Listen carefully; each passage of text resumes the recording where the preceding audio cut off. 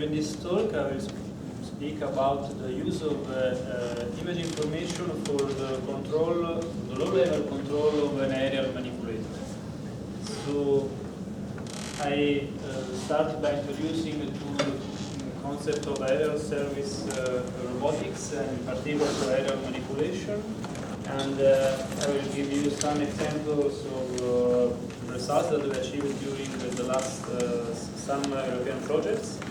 And also I will introduce you to a couple of solutions that we designed to the use of visual information to control an aerial manipulator for a real,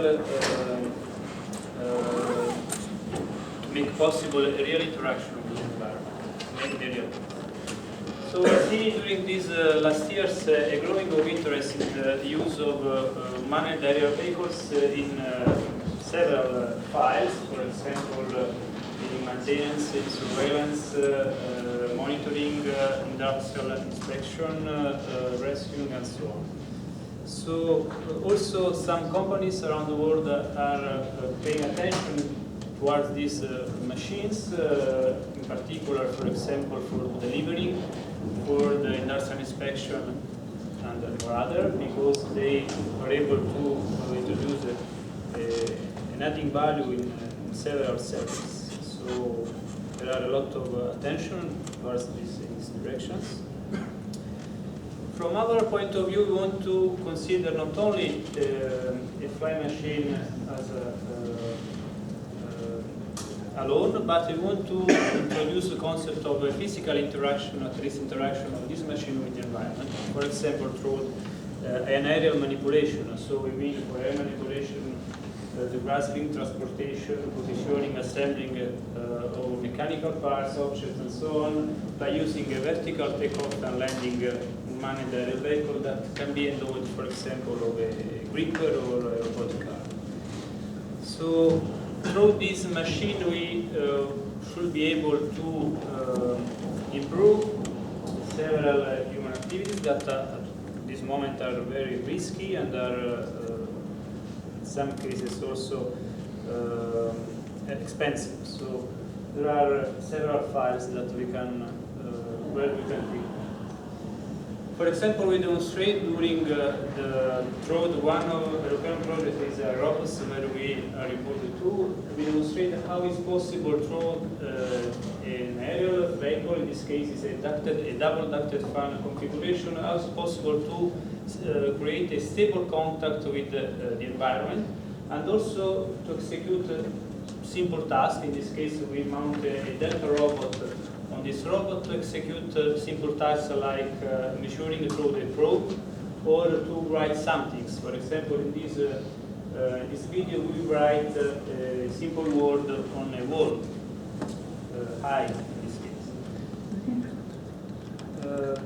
More recently, in the ARCAS project, we consider a more complex scenario.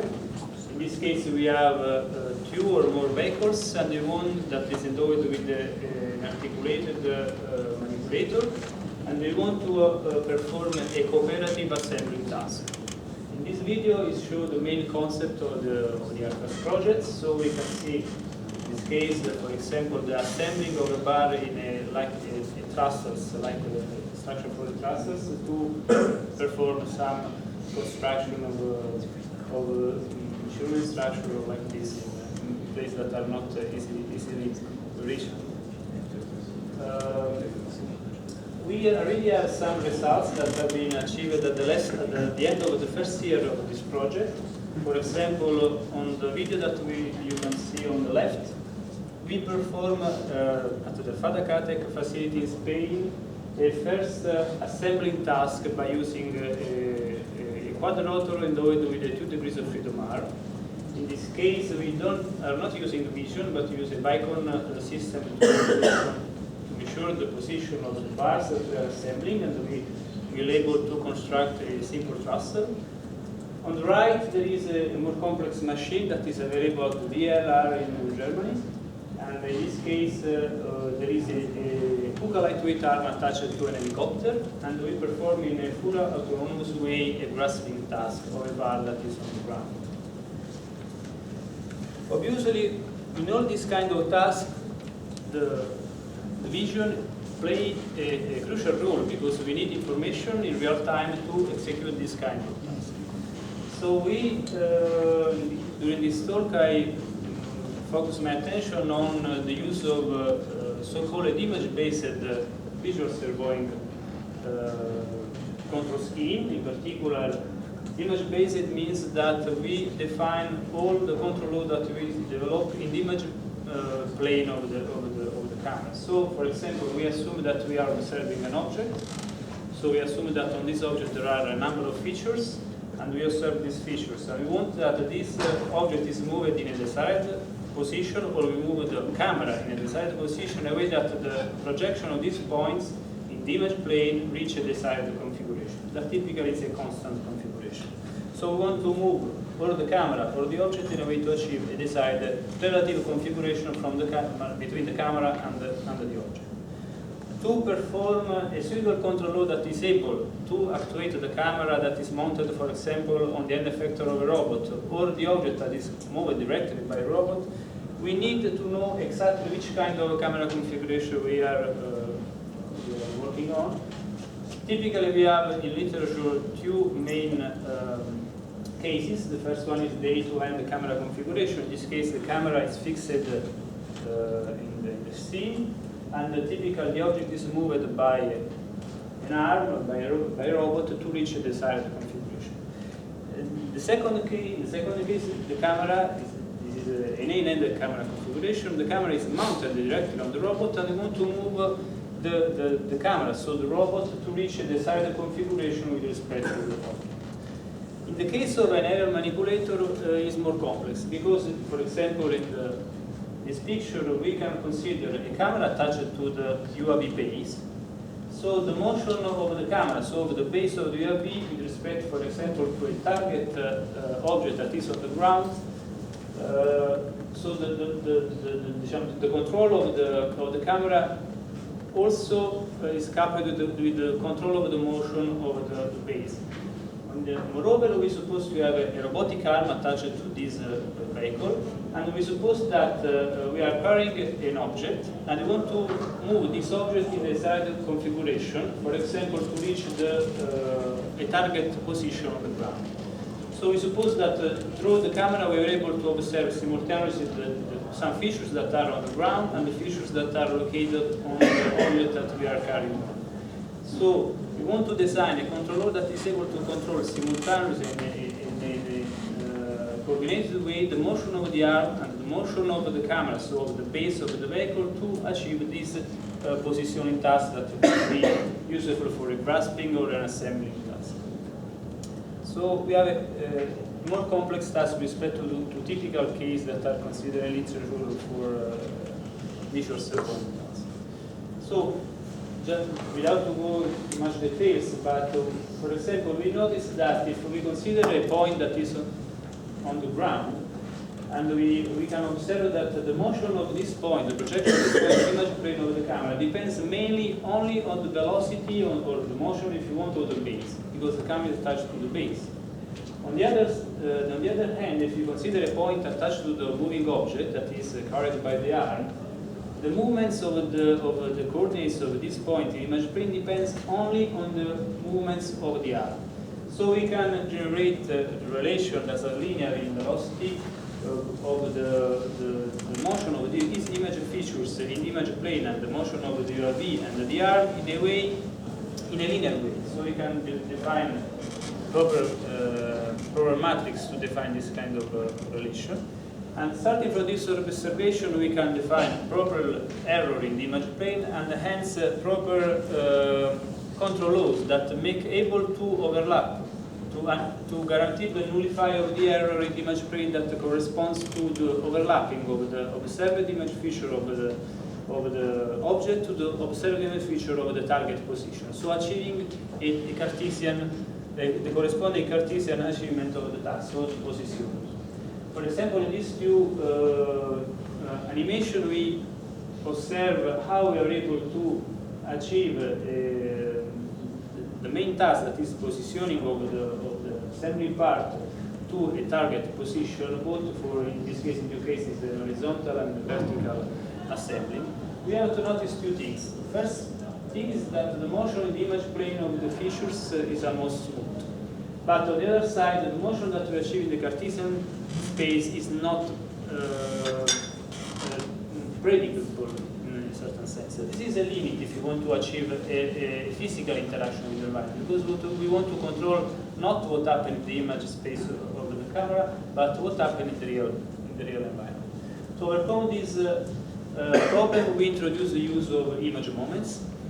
Are almost a combination of the measurements that we already have in the image plane, but this combination now has also a physical meaning. For example, the area of the points that we are observing and the centroid and so on. So through this observation, we define a new control vector that is based on this new aggregate information extracted by the image plane. And through this, we are able to formulate a new, more complex control law that are able to perform new results that, in a certain sense, is more powerful, because now we are controlling the system in the image plane, but the information that we are controlling are also a physical meaning in the Cartesian space. For example, in this case, we are able to perform an orthogonal assembly. For example, by controlling in a certain way, for example, the area of the observed object that we are controlling. So in this case, we have the benefit of an image-based approach, but also we are able to control directly what happens in the Cartesian space. We apply this as a CADEC facility to perform an orthogonal grasp of an object. In this case, we have a 6 degrees of freedom robotic arm attached to a quadrotor and loaded also with a camera. And the task is to grasp from a certain configuration a bar that is on the ground. The bar is loaded with 4 markers, and we use this as 4 points as the main information for the control. So in conclusion, yeah. Safety. Safety. In which sense? If you want to sort of ensure that there is always a safe navigation, safe corridor for... This is a low-level control. So it's just for the last, it's not navigation. It's just when yes, the last part, yes. Just for, because you can move an object, the vehicle to a certain position and want to perform the last action. You need real information to achieve this. As for clarification, you showed 4 points in a lot of these animations. Yeah. Those points, they're not coplanar. They don't have to be coplanar. The example you showed was coplanar. No, should be the 4 markers. That 4 markers should be coplanar. It's important that they are not aligned, but it should be coplanar. But in general, they don't have to be coplanar. No. We need at least 4 points. Yes. That should be coplanar to achieve this task. Oh, okay. They must be coplanar. Yeah. Yes. Did you want to say more, or because we stop before you finish the conclusion? Yeah. Do you want to continue? Do you want to conclude? No, I just conclude just the last slide, just to say, to recap what I... It's fine, it's great that people is eager to ask. Yeah, no, in fact, the last slide is just thank you. Thank you very much.